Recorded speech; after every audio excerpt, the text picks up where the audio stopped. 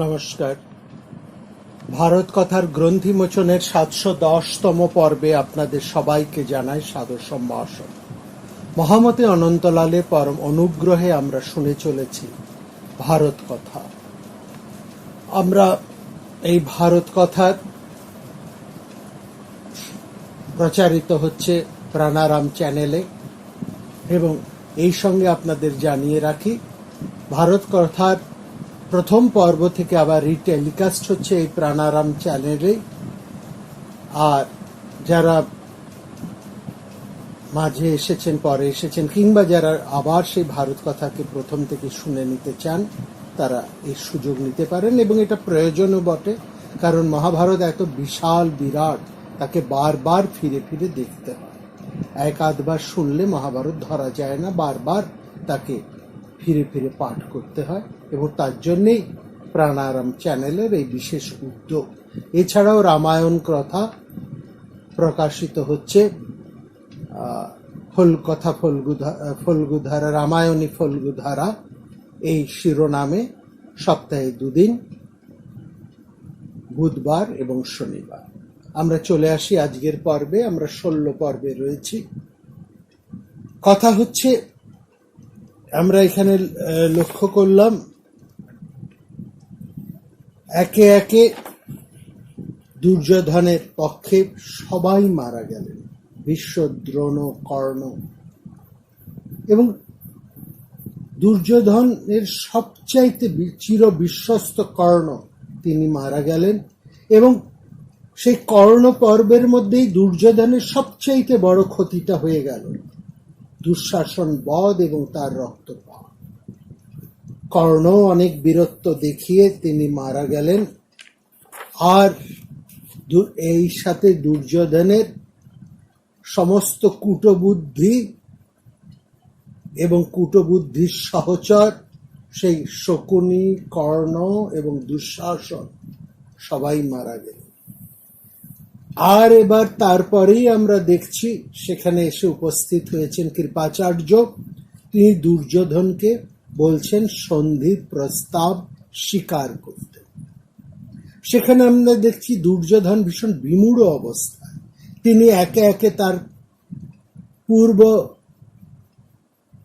সমস্ত অন্যায় কর্মগুলোকে স্মরণ করছেন। সেই কপট পাশা খেলা, কুরুসভায় দ্রৌপদীর অসম্মান, পাণ্ডবদের বনবাস, এবং বনবাসের সময় পাণ্ডবদের সাথে যত রকমের অসম্মান তাদেরকে করা যায়, যত রকম অপদস্থ করা যায়, যতভাবে তাদেরকে বিব্রত করা যায়, সেই সমস্ত কথা, এমনকি শ্রীকৃষ্ণের সাথে যে অপব্যবহার তিনি করেছেন, সেই সব কথা এক এক করে তার মনে উদয় হচ্ছে। তিনি কৃপাচার্যের কাছে এইসব কথা বলছেন, যেন একটা অনুশোচনা ফিরে এসেছে আর তার মধ্যে। আর তিনি এই সঙ্গে বলছেন যে এত অন্যায় আমরা পাণ্ডবদের সাথে করেছি, বিশেষ করে আমি করেছি, তার ফলে পাণ্ডবরা কিছুতেই সন্ধির প্রস্তাব মেনে নেবে না।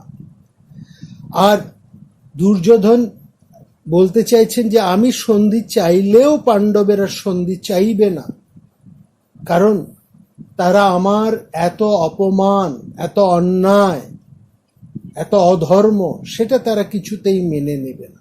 সুতরাং যুদ্ধ বন্ধ করার প্রশ্ন তো এখন আসে না, কোনো কথাই এখানে আসে না। আর সন্ধি কোন মুখে আমি সন্ধি করব? এই জায়গাটায় কে তুলে ধরে আমরা দেখেছি অনেক আলোচক, সমালোচক, অনেক লেখক এই দুর্যোধনের প্রতি একটু সমব্যথী হয়ে উঠেছে, এবং তারা কৃষ্ণ পাণ্ডবদেরকে দোষারোপ করতেও ছাড়েননি। এই জায়গাটা আমরা বলবো তারা মহাভারতের কবির ইঙ্গিত বুঝতে ভুল করেছে। তারা ওপর মহাভারত পাঠ করেছেন, মহাভারতের প্রত্যেকটা শব্দ, প্রত্যেক কবির অভিপ্রায়, এবং তারা পড়েননি, বা পড়লেও ইচ্ছে করে তারা যেন এগুলোকে এড়িয়ে যেতে চেয়েছে। আসলে ঠিক এই পরেই যা কথা মহাকবি বলছেন সেটা বিশেষ তাৎপর্যপূর্ণ। এইখানে হ্যাঁ, দুর্যোধন বলছেন এটা ঠিক যে এরপরও এত অন্যায় আমি তাদের সাথে করেছি, কেন তারা এরপরে আমাকে বিশ্বাস করবে? কথাং স্মাসু বিশ্বাসেত, কেন তারা আমাকে ক্ষমা করবে? কেন আমার ভালোর জন্য তারা আমার সঙ্গে সন্ধি করবে? এটা ঠিক, এটা দুর্যোধন বলছেন, কিন্তু দুর্যোধনের অভিপ্রায় এটা নয়। এখানেও তার অন্য উদ্দেশ্য আছে, সেটা তিনি কিন্তু গোপন করছেন। অর্থাৎ এখানে তো কৃপাচার্য কথা বলতেই পারেন এবং হয়তো তিনি বলবেন, এবং তিনি বলতে পারেন এই আশঙ্কা করেই কিন্তু দুর্যোধন এবার অন্য পথ নিলেন। কি কথা বলতে পারেন কৃপাচার্য? তিনি বলতে পারেন, আপনি সন্ধি করতে রাজি তো? আপনি যদি সন্ধি করতে রাজি থাকেন তাহলে পাণ্ডবদেরকে সন্ধি করবার দায় আমি নিলাম। এটা কৃপাচার্য বলতে পারেন। তিনি আরো বলবেন যে কৃষ্ণ তো যুদ্ধের বিপক্ষে, তিনি এখনো সন্ধি চান, যুধিষ্ঠিরও যুদ্ধ চান না। আর কৃষ্ণ যুধিষ্ঠির যদি যুদ্ধ না চান তাহলে অন্যান্য পাণ্ডব পক্ষীয় কেউ কিংবা পাণ্ডব ভ্রাতারা কোনোভাবেই এদেরকে অতিক্রম করবে না। আর বিশেষ করে আমি এবং অশ্বত্থামা যদি আমরা একথা বলি তাহলে পাণ্ডবেরা কখনোই আমাদেরকে অতিক্রম করবেন না। এই কথা পাছে কৃপাচার্য বলে ফেলেন, এর সেটা আশঙ্কা করেই সঙ্গে সঙ্গে দুর্যোধন তার মনের আসল কথাটা এবার পেড়ে ফেললেন, বলে দিলেন। তিনি বলছেন, আমার সাথে ওরা কি করে সন্ধি করবে, বা কি করে ওদের সাথে আমার সন্ধি হতে পারে? সন্দেহ কথং মায়া, আমি এতদিন এই সমগ্র পৃথিবী একা ভোগ করেছি, আমি কি করে পাণ্ডবদের দয়ায় বেঁচে থাকব? আমি যে দুর্যোধন এতদিন সমস্ত ক্ষত্র শক্তির মাথায় সূর্যের মতন উজ্জ্বল ছিলাম, সেই আমি কি করে যুধিষ্ঠিরের কে তার দাস হয়ে তাকে অনুসরণ করতে পারি? যুধিষ্ঠিরং কথং পশ্চাৎ অনুজস্যামি দাসবৎ, আমি এতদিন যাদের মাথায় পা রেখে চলেছি তাদের কাছে আমি কি করে সন্ধির প্রস্তাব পাঠাতে পারি? না তো সন্ধি মহং মন্যে প্রাপ্ত কালম কথঞ্চন। আসলে দুর্যোধনের মধ্যে একটা অতিমানিত্ব রয়েছে, একটা অতিমানী স্বভাব আছে। এই যে বলা হয় অতি দর্পে হত লঙ্কা, আর সেই সঙ্গে একসঙ্গেই বলা হয় অতি মানে চ কৌরব। সেই এই মানি দুর্যোধন, যার এত অভিমান, এত দর্পিতা, এত অস্মিতা, সেই দুর্যোধন কি করে সন্ধি করতে পারেন? তিনি সঙ্গে সঙ্গে কথা পরিবর্তন করে একটু মহান সাজার চেষ্টা করলেন। বললেন, যারা এই বিরাট যুদ্ধে আমার জন্য প্রাণ ত্যাগ করেছেন, সেই আমার বন্ধুরা, আমার ভাইয়েরা, আমার গুরুরা, এমনকি আমার পিতামহ, যাদেরকে আমি যুদ্ধ করতে বাধ্য করেছি এবং যারা এই যুদ্ধে আমার জন্য প্রাণ ত্যাগ করেছেন, তাদেরকে মৃত্যু মুখে ঠেলে দিয়ে তাদের ঋণ শোধ না করে যদি আমি যুদ্ধ না করি তাহলে তো আমার নিন্দা হবে। আমি পাণ্ডবদের কাছে ছোট হয়ে বেঁচে থাকবো, এটা হতে পারে না। তাতে আমার লাভই বাকি। আমার আত্মীয় স্বজন সবাই মৃত, আমার বন্ধু বান্ধব একজনও কেউ বেঁচে নেই, চতুর্দিকে কেবল শূন্যতার শূন্যতা।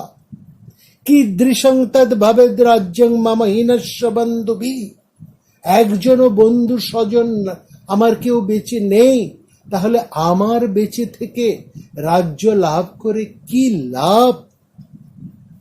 অতএব দুর্যোধন কৃপাচার্যের সন্ধি প্রস্তাব অস্বীকার করলেন তার অতিমানিত্যে, তার মানহানির ভয়। দুর্যোধন এত যে বড় বড় কথা বললেন যে তার ঋণ আছে ইত্যাদি ইত্যাদি, সেখানেও কিন্তু তার সেই অতিমানিত্য রয়েছে।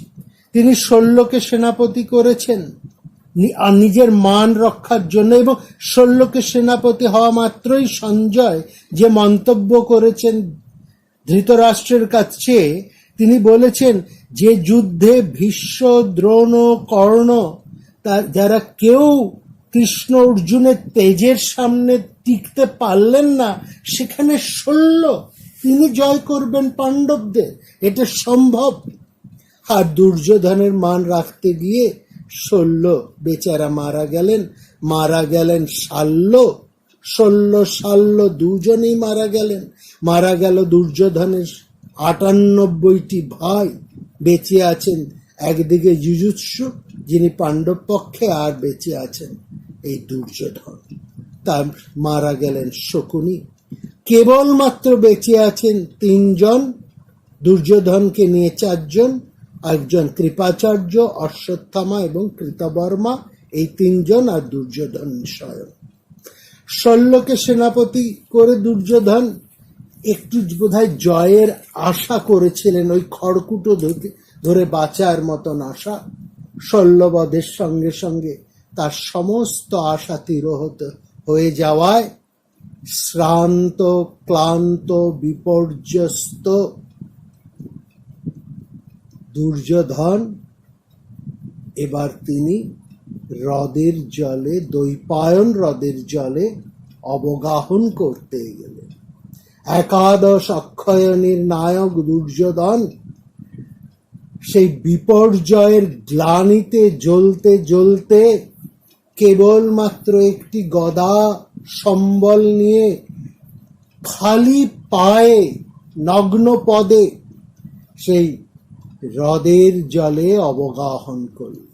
সেই হ্রদের দিকে যাবার পথে তার সঙ্গে দেখা হলো সত্যদ্রষ্টা সঞ্জয়। লক্ষ্য করুন, মহাকবি তাকে সঞ্জয়ের বিশেষণ হিসেবে বলছেন সত্যদ্রষ্টা। সত্যদ্রষ্টা কোন অর্থে সঞ্জয়, এটা একটু আমাদের বুঝতে হবে। সঞ্জয়ের ভূমিকা এই মহাযুদ্ধে একজন যুদ্ধের নির্ভীক সাংবাদিক হিসেবে। তিনি এই সমস্ত যুদ্ধের একজন নিরপেক্ষ সাংবাদিক, যিনি যুদ্ধের সমস্ত ঘটনা এক এক করে বর্ণনা করছেন।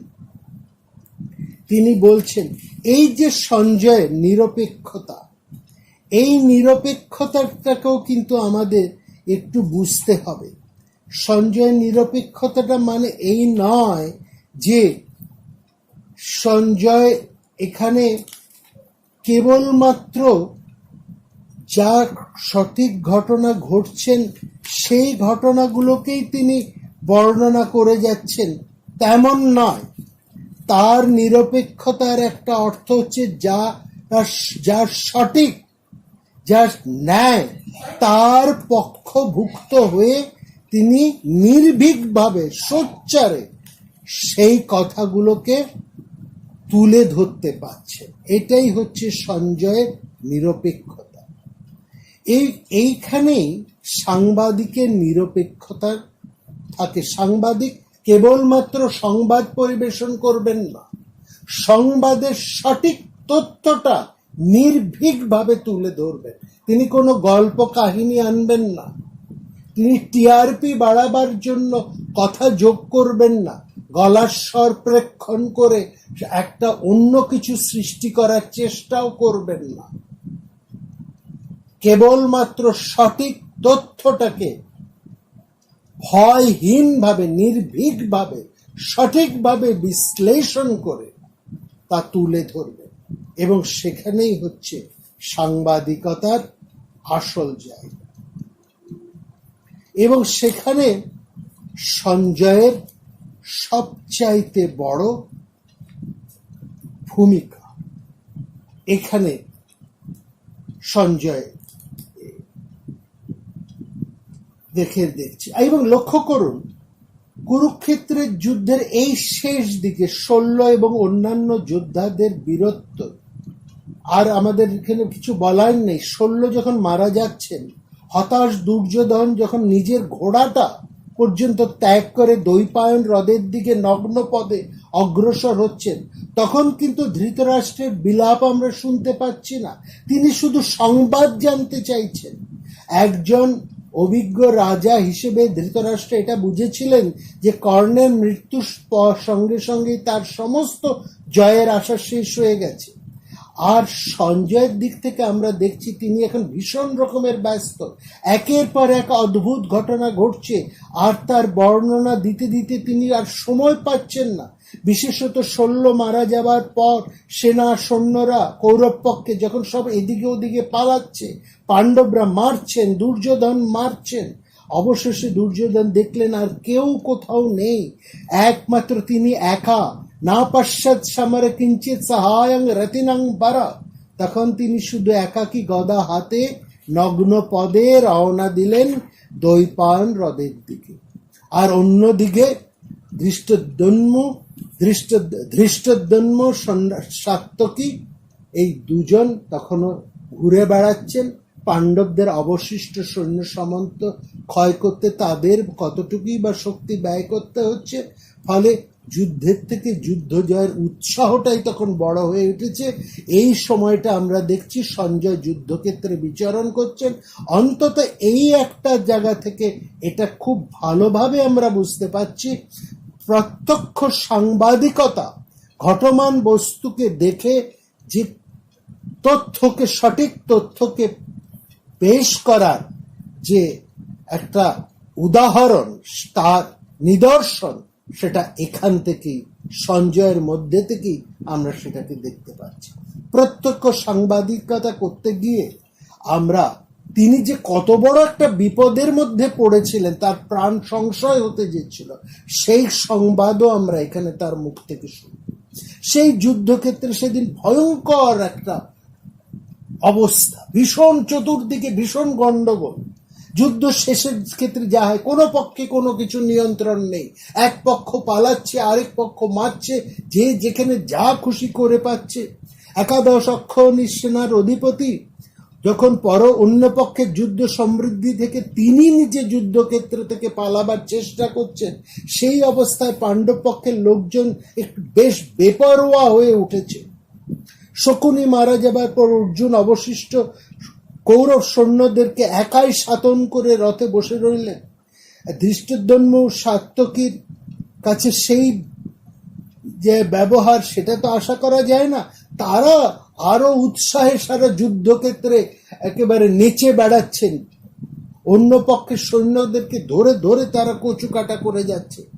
সঞ্জয় ধৃতরাষ্ট্রকে বলছেন, আপনার পক্ষে বেঁচে আছেন কেবলমাত্র 4 জন, অশ্বত্থামা, কৃতবর্মা, কৃপাচার্য আর আপনার পুত্র দুর্যোধন। অর্থাৎ কৌরব পক্ষে মাত্র একজন প্রতিনিধি, দুর্যোধন। কৃপাচার্য, অশ্বত্থামা এরা কৌরব পক্ষে করছেন, কিন্তু এরা কৌরব নন, তারা আসলে পাঞ্চাল। আর কৃতবর্মা তিনি তো যদুবিষ্ণু, যদিও এরা প্রত্যেকেই কৌরব পক্ষে যোগদান করেছেন, তার হয়ে যুদ্ধ করছেন। এরা যখন যুদ্ধের পরিণতি সবাই দেখে হাল ছেড়ে দিয়েছেন, তখন আমরা সঞ্জয় বলছেন, তখন ধৃষ্টদ্যম্ন এবং সাত্যকী দুজন বীর বেগে অবশিষ্ট শত্রুদের খুঁজে বেড়াচ্ছেন। কে কোথায় বেঁচে আছে দুর্যোধনের পক্ষে, সবাইকে তারা একেবারে শেষ করে দেবেন, এমনই একটা অভিপ্রায়। আর ঠিক এই পরিস্থিতির মধ্যে সঞ্জয় সেই যুদ্ধের অবস্থা সরজমিনে দেখার জন্য তিনি ঘুরে বেড়াচ্ছেন। তিনি দেখছেন অশ্বত্থামা, কৃপ এবং কৃতবর্মারা একে একে সরে যাচ্ছেন। তখন তার তীক্ষ্ণ দৃষ্টি রইল দুর্যোধনের ওপর। তিনি দেখছেন দুর্যোধন তার অশ্বরথ ছেড়ে গদা হাতে নগ্ন পদে দৈপায়ন রথের দিকে চলেছেন।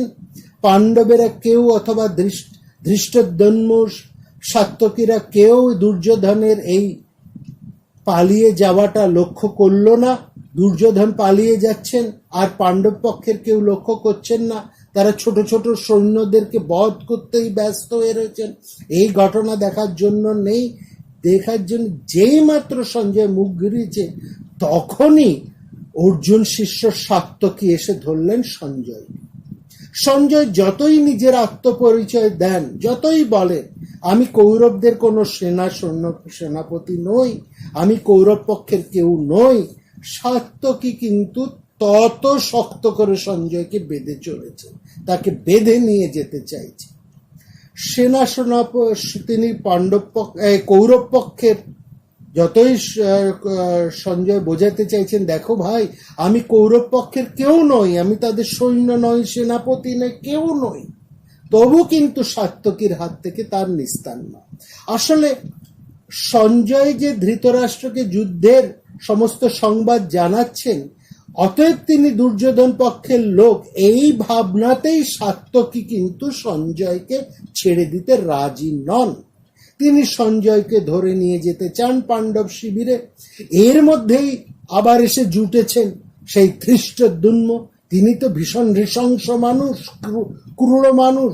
তিনি সাত্যকীর সাথে সঞ্জয়ের ধস্তাধস্তি দেখে তাকে বলে আরে এটাকে বেঁধে নিয়ে যাবার কি দরকার, একে এক্ষুনি নিকেশ করে দাও, একে বাঁচিয়ে রাখার কি দরকার। কিমনেন গৃহীতেন নানেত্যস্তি জীবিতা।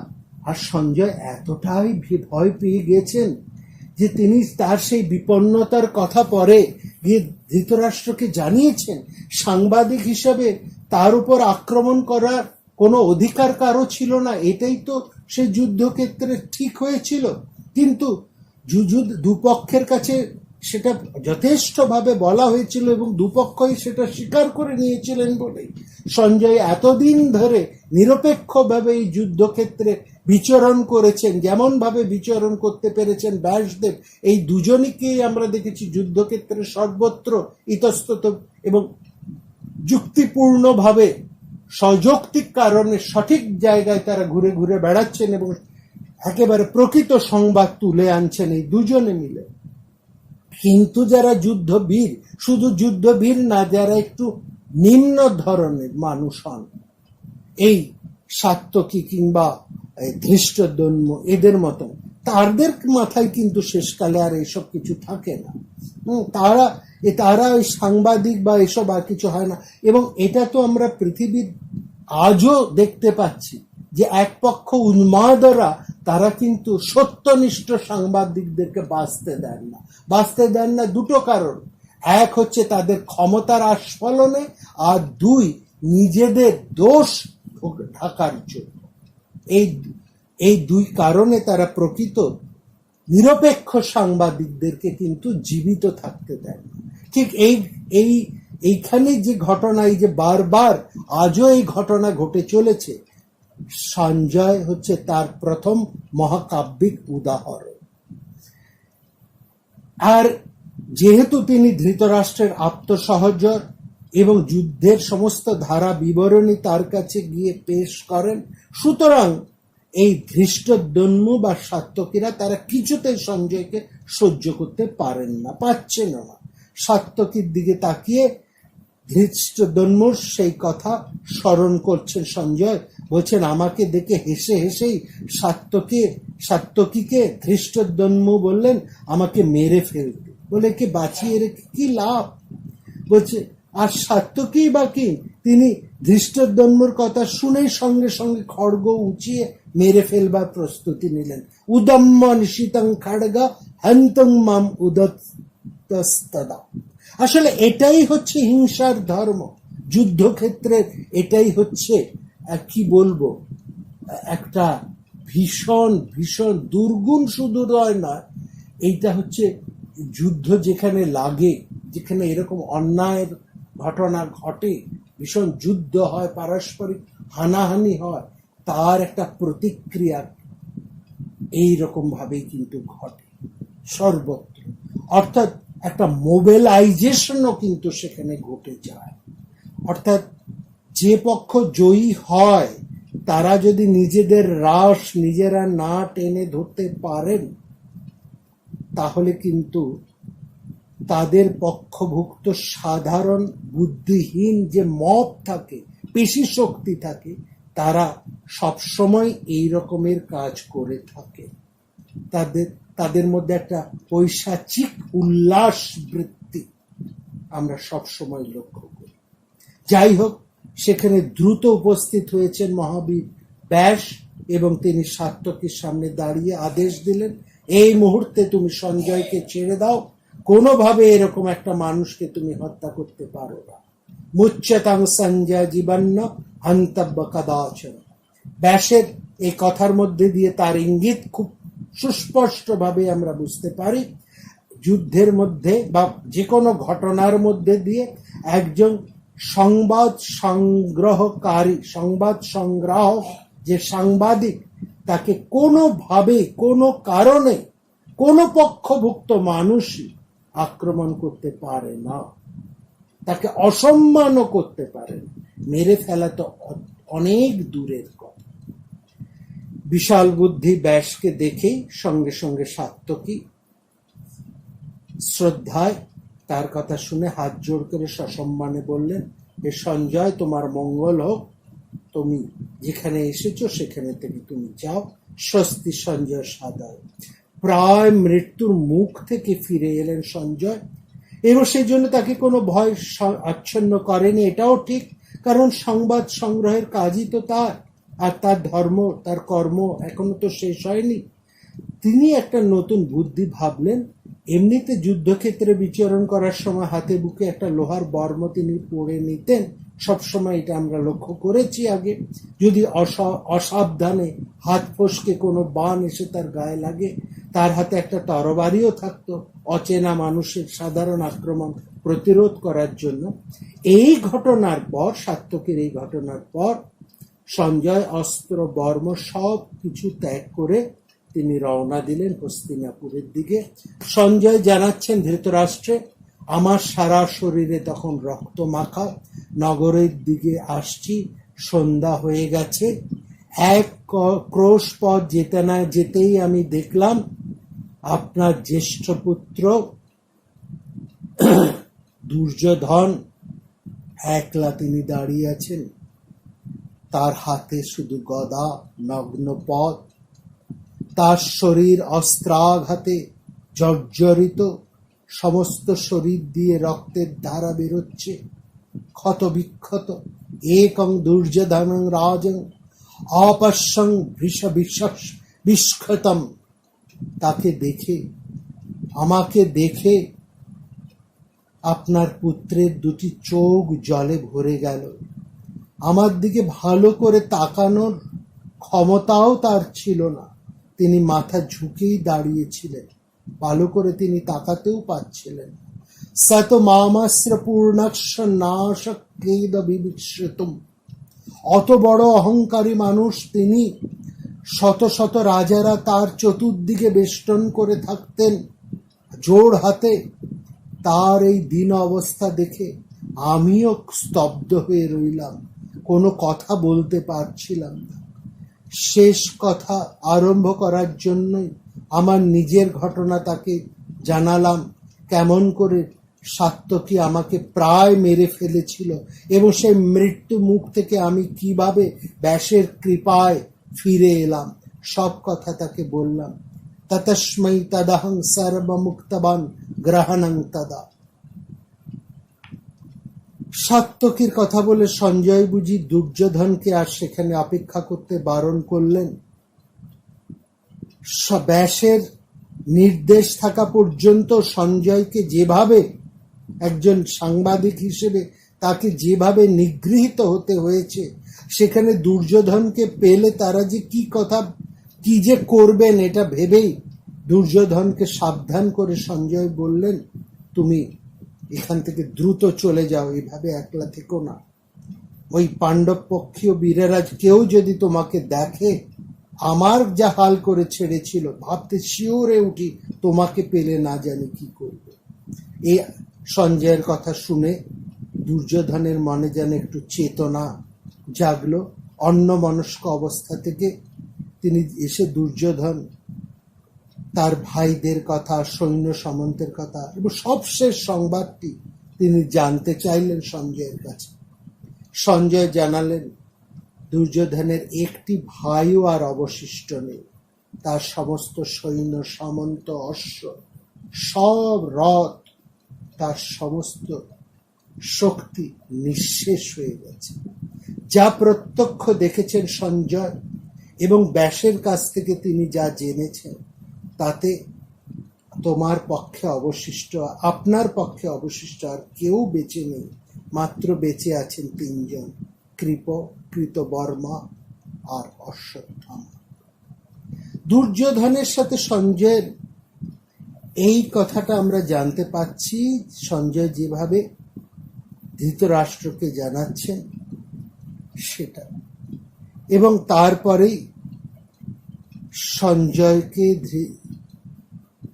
দুর্যোধন বললেন, তার সঞ্জয়ের হাত দুটি ধরে দুর্যোধন বললেন, এই যুদ্ধে আপনি ছাড়া আর একজন কেউ বেঁচে নেই যাকে আমি আমার এই কথাগুলো বলতে পারি।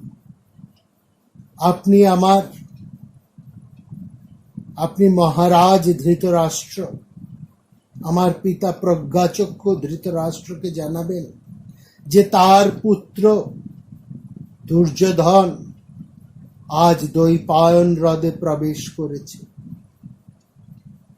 তার ভাই, বন্ধু, আত্মীয় কেউ নেই,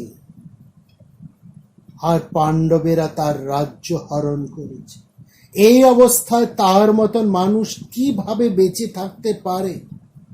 কোয়েন জীবিতে মাদৃশ।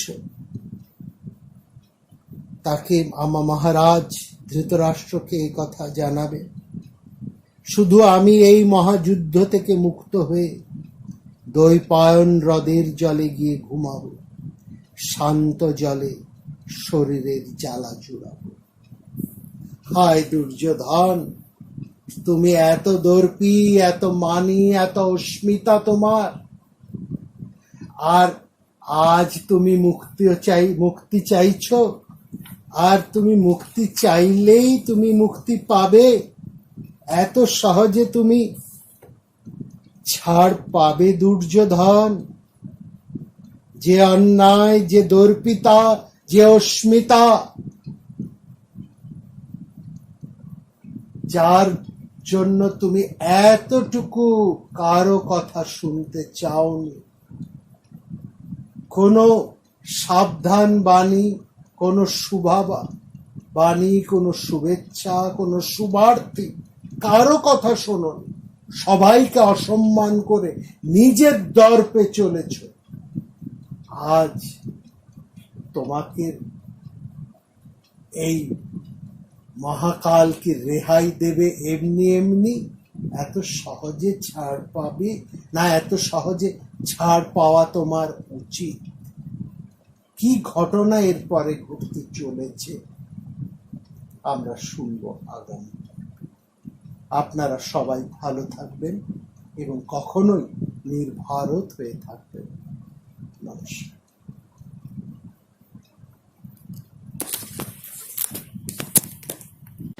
प्राणाराम प्राणाराम